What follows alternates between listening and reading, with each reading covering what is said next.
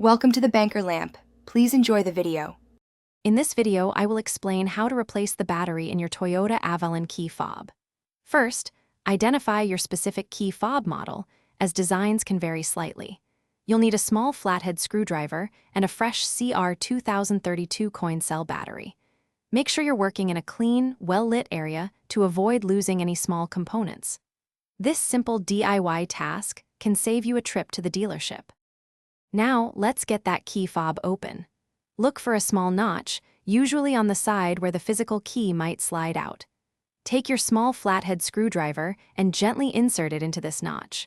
With a slight twist or prying motion, carefully separate the two halves of the key fob. Be gentle to avoid damaging the plastic casing or internal components. With the key fob open, you'll see the old battery.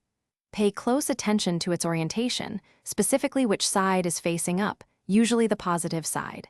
Use your screwdriver to gently pop out the old CR2032 battery.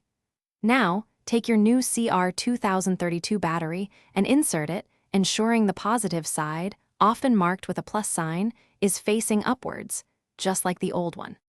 Almost done, carefully align the two halves of your key fob and gently press them together until they snap securely into place. Give it a good squeeze to ensure it's fully sealed. Now, head to your Toyota Avalon and test the key fob's functions, like locking, unlocking, and trunk release. It should work perfectly. Also, remember to check the description below for a link to some fantastic smart speaker deals and other helpful resources. Thanks for watching. Thanks for watching. If this was helpful, leave a like and consider subscribing. See you next time.